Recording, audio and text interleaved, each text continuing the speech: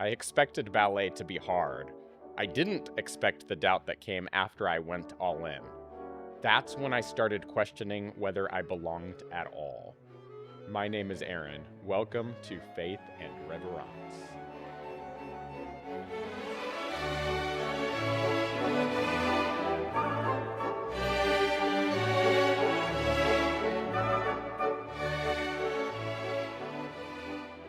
I mentioned already before about how I discovered dance and ballet and how I fell in love with it when I worked at the dance competition. Prior to that, I never had any experience with dance besides taking some hip hop classes in high school.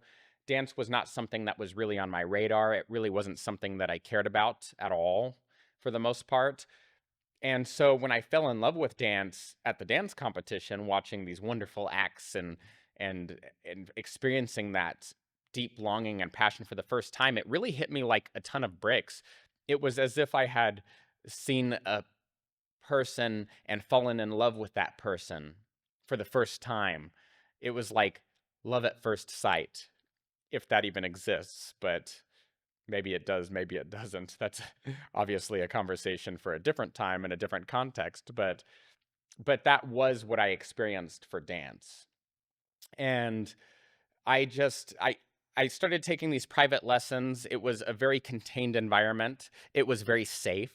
I mean, it took a bit of time, perhaps not that long, for me to feel safe with my teacher and in those lessons. I'm sure there was a bit of uncertainty and nerves that set in from the get-go, but those private lessons were very safe for a lot of reasons. Well, one, I didn't have room for comparison of the classes or my teacher to other teachers or anything like that, or even comparing how a private lesson might be compared to a group class. Not that I needed to make that comparison at the time. I think now it could be valuable to look at those types of things, but as a beginner, it was where I needed to be. Also because there was no room for comparing myself to others. As I mentioned, I decided that I wanted to take ballet very seriously. It actually didn't take much for me to realize that. I truly discovered that after having taken lessons for a couple years, private lessons, but I had a feeling from the get-go that that's what I wanted to do. And as the story goes, I cold called dance studios. I started taking group classes for the first time, and I really just put myself out there publicly, right? And that was such a different experience. It wasn't so contained. It wasn't so safe. I had this dual uncomfortability. I was stacking uncomfortable situations, and I think that was good because I knew that if I wanted to pursue dance professionally at my age with my disadvantages and all of that stuff, that I needed to catch up. And I knew that I had to put myself into uncomfortable situations in order to get to where I wanted to be in life. There's a saying in the ballet community, and it's simply ballet is hard. Well, let me go a step further and say ballet is brutally hard. When I started taking these group classes, not only was it uncomfortable because it pushed me to do more difficult things and to learn combinations quicker and all of that, but it also introduced real comparison. And like I said, it may not be the healthiest thing to compare yourself to others, but there is a tendency as humans for us to do that, especially when we're going into a new environment, a group setting like that.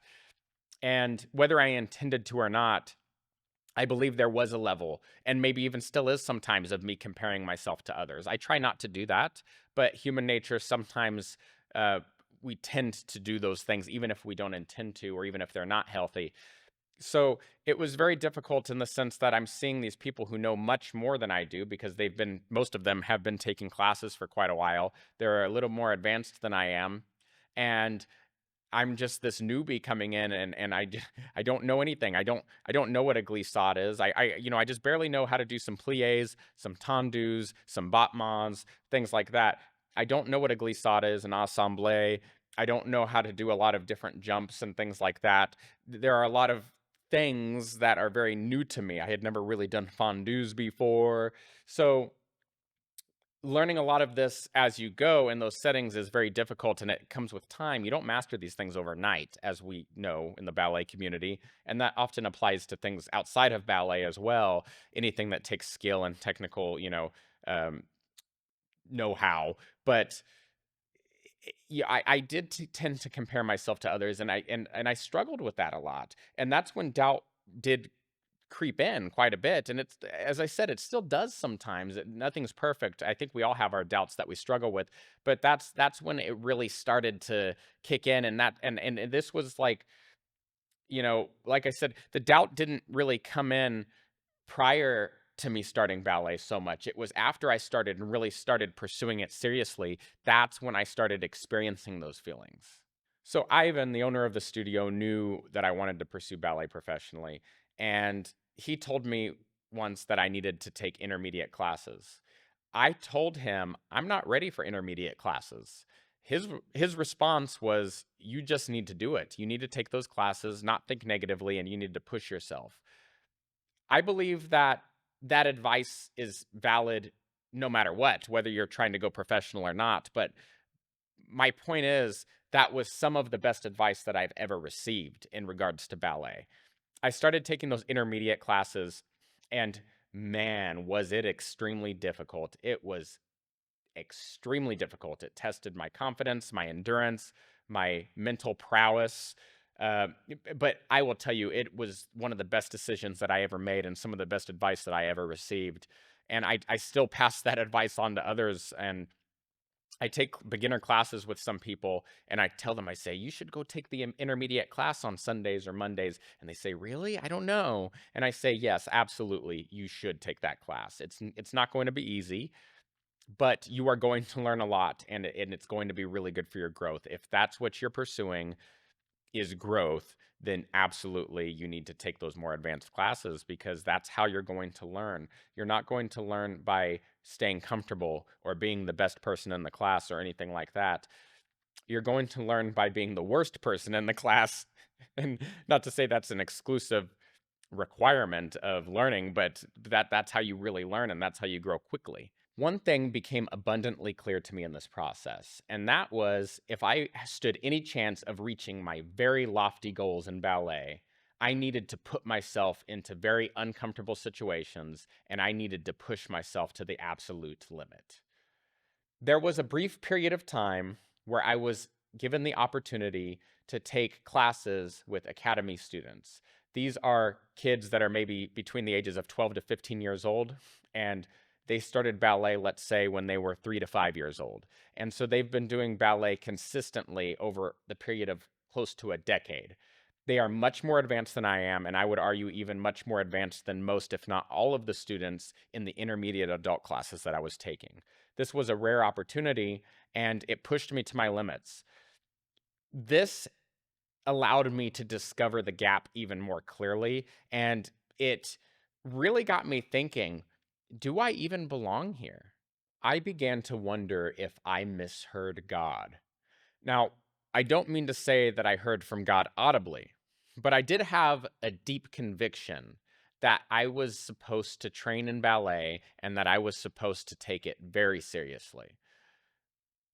I continued to pray about it and ask God for his guidance and ask him, is this truly what you want for my life? Is this my path?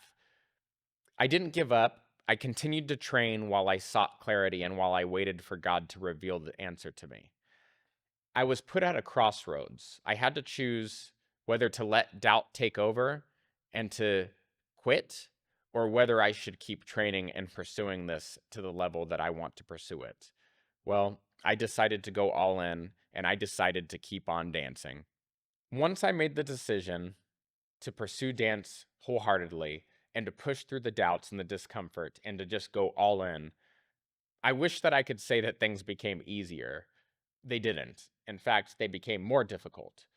But I did receive many affirmations that I am on the right path and that I'm doing what God intends for my life.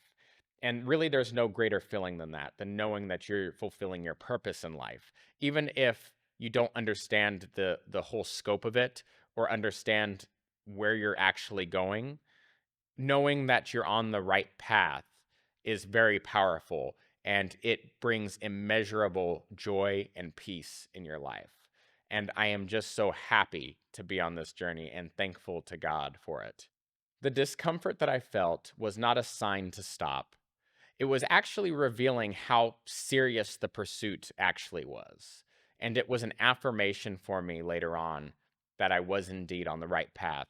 Because I think most of the time, if not all the time, when we are on the right path, the mission that God sets out for us, it's such a great mission. It's something beyond what we could have expected.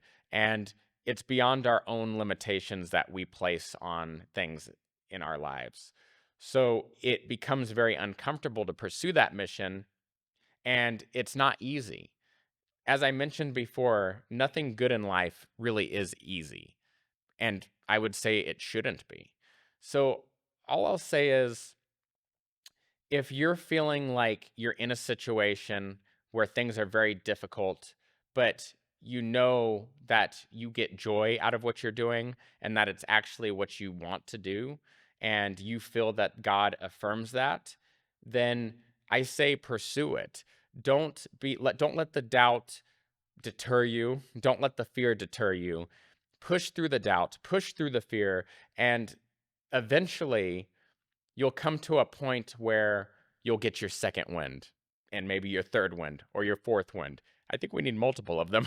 I don't think that things ever become perfect. And I think that in our lifelong journey of a career or a passion or anything else that we're doing, I think that even after having done it for 20 years, you're still going to reach a point where things become difficult again. And I think that that's a good thing. I think that it's a sign of growth. I think that growth always comes with some level of pain and discomfort, physically speaking, emotionally, spiritually, whichever way you look at it. That's how we grow, because we oftentimes won't change until things become so uncomfortable that we get spurred to change. And when you're working out a muscle, you're putting it under stress, you're tearing the muscle fibers up, and then they regrow back, and that's what makes the muscle bigger. I think that that analogy applies to pretty much everything in life that's worth pursuing and worth growing in. I think that it takes a lot of work and effort, and it unfortunately it does take pain. But if you push through that pain, then you'll come out the other side stronger than ever, and you will thank yourself for not having given up on that. So I just encourage you to keep going. I love you guys. I appreciate you watching the channel. I'm just asking you guys, if you guys enjoy the channel, like and subscribe, throw a comment down, just stay tuned for the journey. And as I said before, feel free to leave some comments, feel free to send me some emails, tell me what inspired you, tell me a little bit about your story. I would love to hear from you guys. Thank you, have a good one, and I'll see you guys later.